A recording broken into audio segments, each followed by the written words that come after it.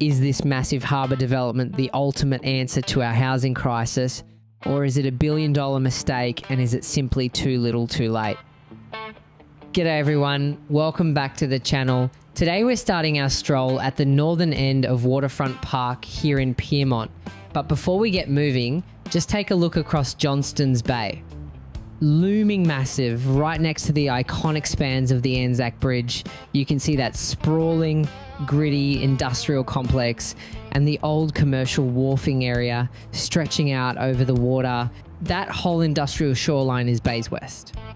On March 3rd, 2026, the state government made a massive announcement confirming they are turning this underutilised portland into Sydney's newest inner city suburb.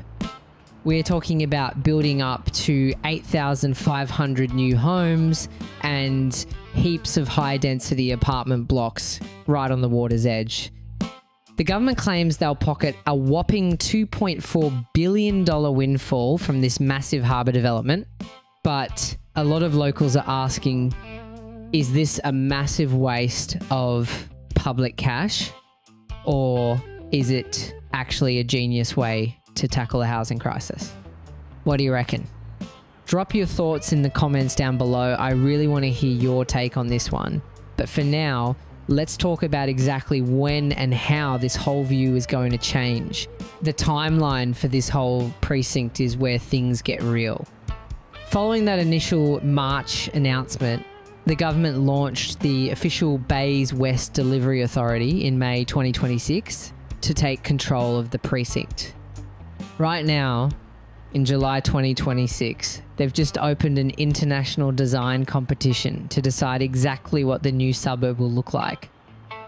But if you look at those massive 1970s concrete silos standing right next to the Anzac Bridge, enjoy them while you can. The government has confirmed that all bulk port operations, including the cement, sugar, and gypsum handling, must completely pack up and leave by no later than 2030. Once the industrial tenants clear out, the demolition crews move in. By 2032, the entire industrial skyline is getting completely torn down to clear the way for the grand opening of the brand new Bays metro station and the first wave of completed homes. The Premier literally called the silos gross and said they have to go. To fill the gap, they are adaptively reusing the historic 1912 White Bay Power Station into a massive cultural and retail hub. Plus, for walkers like us, there are plans to restore and reopen the old Glebe Island Bridge to create a direct walking and bike path straight from that new precinct over to where we're walking right now. It is a massive shift from heavy industry to community living, which, funnily enough, is exactly what happened right here on the Pyrmont side a few decades back. Guys, do me a favor and push the like button. It's free to do and really helps with the algorithm to get this video out to more people, just like you.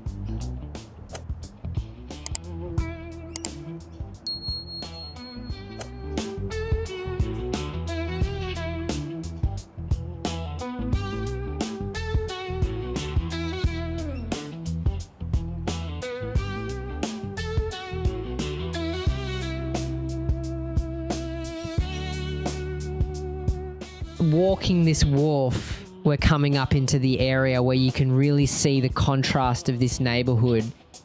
The apartment blocks built into the cliff faces on our right look incredibly modern now, but from the late 1800s right up to the 1990s, this whole pocket was the roaring heart of the Colonial Sugar Refinery, or CSR. Locals say that back then, the whole area constantly smelt like sweet, heavy molasses from the factory. When CSR finally shut its doors, the developers moved in, but they did a cracking job keeping the public foreshore wide open on our left for everyone to enjoy.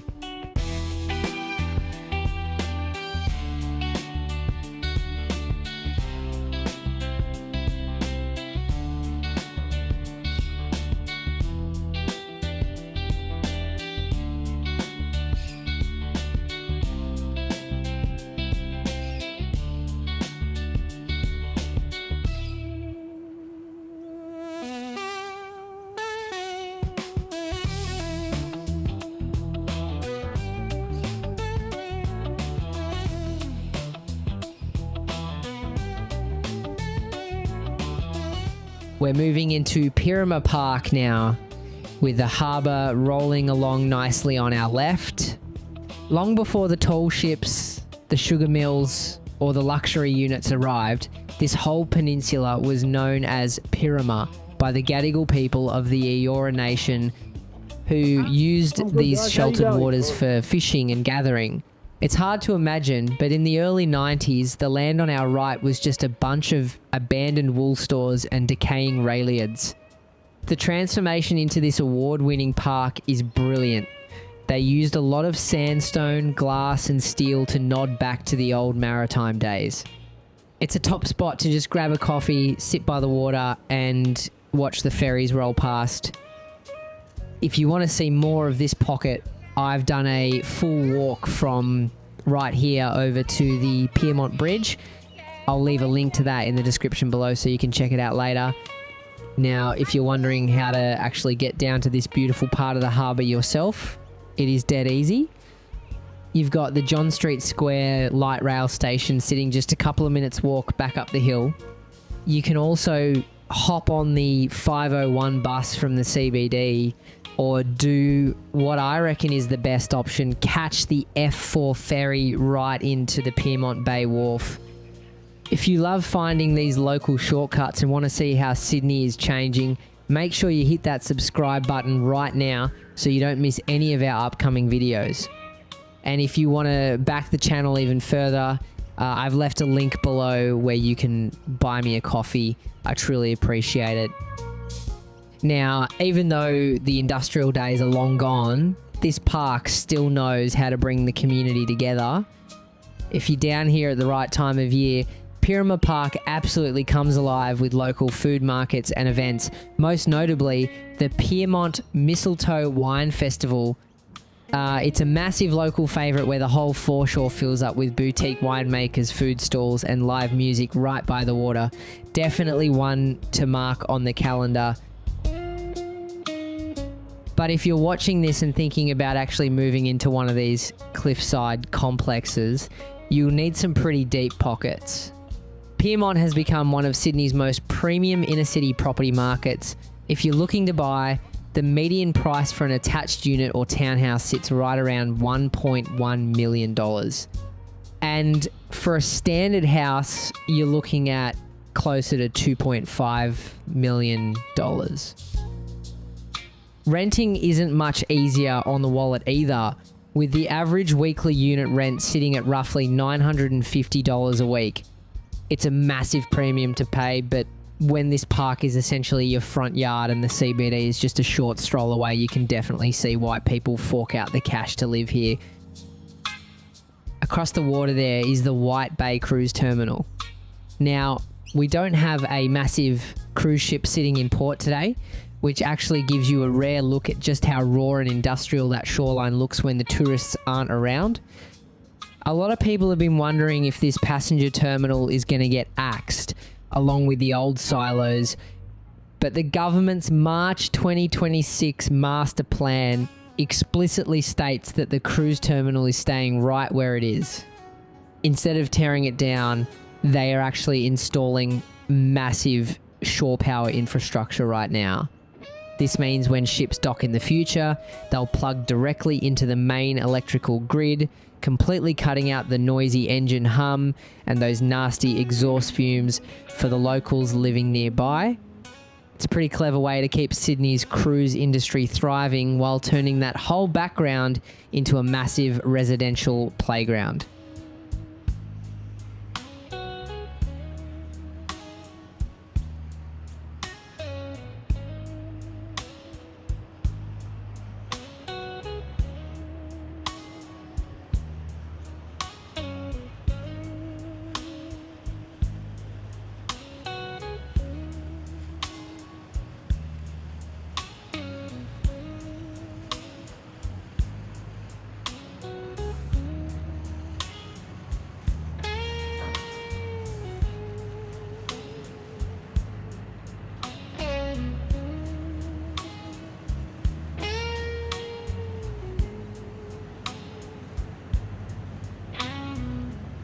Seriously, how can you beat that view? You've got the iconic Sydney Harbour Bridge sitting right there in the background, all the boats rolling past on the water. Look, you guys honestly need to come down and do this walk for yourselves. While we're taking it in, I want to say a massive thank you to my channel members. You guys genuinely keep me going out here making these. And to everyone else who watches, likes, and drops a comment on the videos, thank you. I always look forward to jumping into the comments and chatting with you all. And it is becoming an absolutely brilliant little community. Also, a very special shout out to Jimmy. Mate, thank you so much for your amazing Buy Me a Coffee support. And I want to wish you all the absolute best for your upcoming trip to this great city. You're going to love it. And if you want to support some colourful Aussies, check out the channel For the Burbs, linked in the description.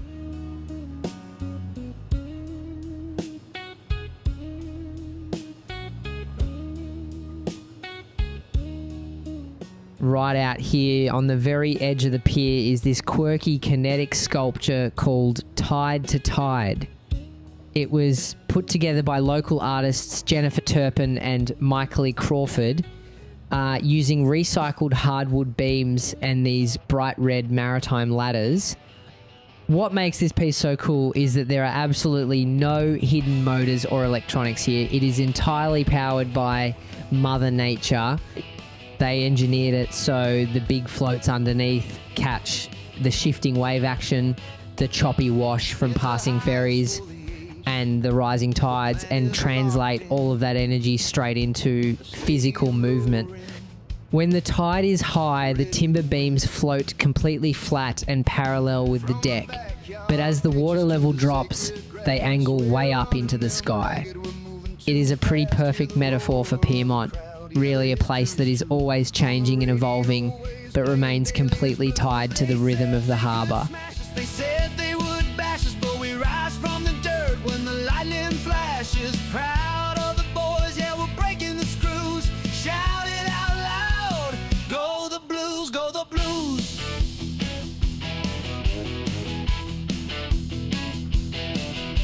Hudson's on fire, he's gonna finish the job while Bradman runs away with it. Silence in the mob, the defense is broken, the stadium shakes. A try for the boy is all that it takes. The whistle is blowing, the stadium's alive, and Cleary got two as we take the deep dive. They said they could smash us, they said they would bash us, but we rise from the dirt when the lightning flashes. Proud of the boys, yeah, we're breaking the screws. Shout it out loud, go the blues, go the blues.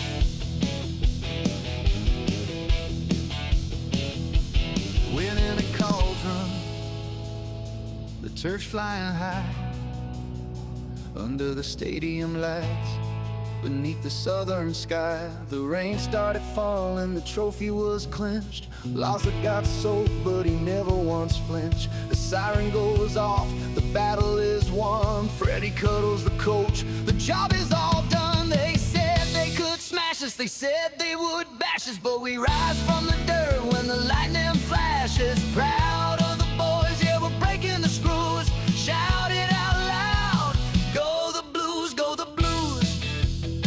Yeah, Freddie cuddles the coach. Thanks heaps. More videos to come. Drop a comment and I'll see you in the next one. See ya.